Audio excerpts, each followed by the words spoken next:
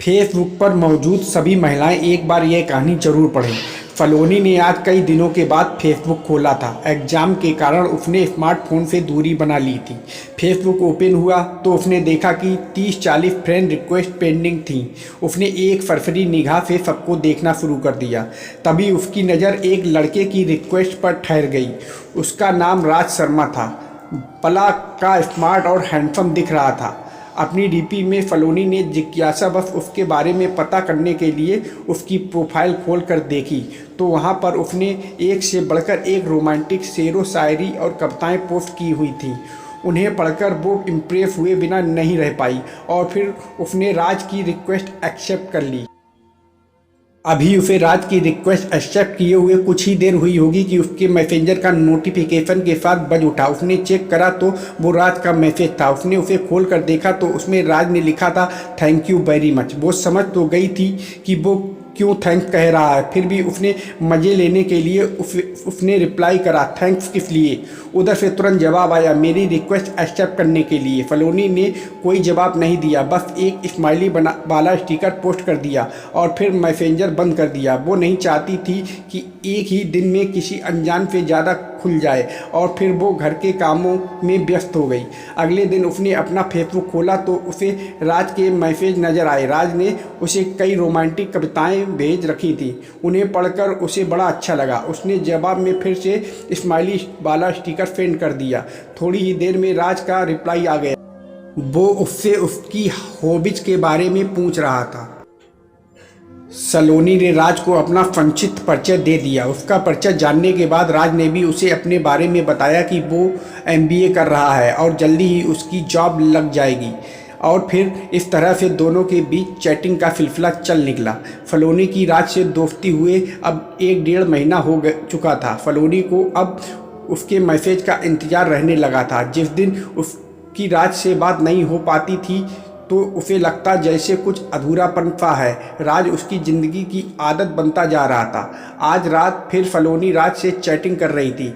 इधर उधर की बात होने के बाद राज ने फलोनी से कहा, यार हम कब तक यूं ही फिर फेसबुक पर बातें करते रहेंगे। यार मैं तुमसे मिलना चाहता हूँ, प्लीज़ कल मिलने का प्रोग्राम बनाओ ना। फलोनी खुद भी उससे मिलना चाहती थी और एक तरह से उसने उसके दिल की ही बात कह दी थी, लेकिन पता नहीं क्यों वो उससे मिलने से डर रही थी। शायद अनजान होने का डर था वो। फलोनी ने यही बात राज से कह दी। अरे यार इसलिए तो कह रहा हूँ कि हमें मिलना चाहिए। जब हम मिलेंगे तभी तो एक दूसरे को जानेंगे। राज ने उसे समझाते हुए मिलने की जिद की। अच्छा ठीक है, बोलो कहाँ मिलना है, लेकिन मैं ज़्यादा देर नहीं रुकूंगी वहाँ। फलोनी ने बड़ी मुश्किल से उसे हाँ की। ठीक है, तुम जितनी देर रुकना चाहो रुक जाना, राज ने अपनी खुशी छुपाते हुए उससे कहा और फिर वो फलोनी को उस जगह के बारे में बताने लगा जहाँ उसे आना था। अगले दिन शाम को 6 बजे शहर के कोने में एक सुनसान जगह पर एक पार्क, जहां पर सिर्फ प्रेमी जोड़े ही जाना पसंद करते थे। शायद एकांत के कारण राज ने फलोनी को वहीं पर बुलाया था। थोड़ी देर बाद ही फलोनी वहां पहुंच गई। राज उसे पार्क के बाहर गेट के पास अपनी कार से पीठ लगा के खड़ा हुआ नजर आ गया। पहली बार उसे सामने देखकर वो उसे बस देखती ही रह गई। वो अपनी फोटोज से ज़्यादा स्मार्ट और हैंडसम था। सलोनी को अपनी तरफ देखता हुआ देखकर उसने उसे अपने पास आने का इशारा करा। उसके इशारे को समझकर वो उसके पास आ गई और मुस्कुरा कर बोली, हाँ अब बोलो मुझे यहाँ किस लिए बुलाया है। अरे यार क्या सारी बात यहीं सड़क पर खड़ी खड़ी करोगी, आओ कार में बैठकर बात करते हैं। और फिर राज ने उसे कार में बैठने का इशारा करके कार का पिछला गेट खोल दिया। उसकी बात सुनकर फलोनी मुस्कुराते हुए कार में बैठने के लिए बढ़ी। जैसे ही उसने कार में बैठने के लिए अपना पैर अंदर रखा तो उसे वहाँ पर पहले से ही एक आदमी बैठा हुआ नजर आया। शक से वो आदमी कहीं से भी फरीब नजर नहीं आ रहा था। फलोनी के बढ़ते कदम ठिठक गए। वो पलटकर राज से पूछने ही जा रही थी कि ये कौन है कि तभी उस आदमी ने उसका हाथ पकड़कर अंदर खींच लिया और बाहर से राज ने उसे अंदर धक्का दे दिया।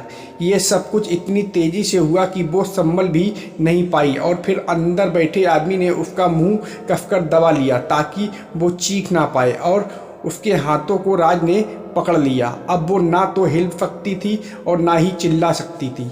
और तभी कार से दूर खड़ा एक आदमी कार में आके ड्राइविंग सीट पर बैठ गया और कार स्टार्ट करके तेज़ी से आगे बढ़ा दी। पीछे बैठा आदमी जिसने फलोनी का मुंह दबा रखा था वो हंसते हुए राज से बोला, वाह भाई वाह, मज़ा आ गया, आज तो तुमने तगड़े माल पर हाथ साफ करा है। उसकी बात सुनकर राज मुंह ऊपर उठाकर ठाके लगा के हंसा। उसे देखकर ऐसा लग रहा था जैसे कोई भेड़िया अपने पंजे से शिकार को दबोच के हंस रहा हो। और वो कार तेजी से शहर के बदनाम इलाके जिस्म की मंडी की तरफ दौड़े जा रही थी। ये फलोनी की कहानी उन लड़कियों को सबक देती है जो सोशल मीडिया से अनजान लोगों से दोस्ती कर लेती हैं और अपनी ज़िंदगी गंवा लेती हैं।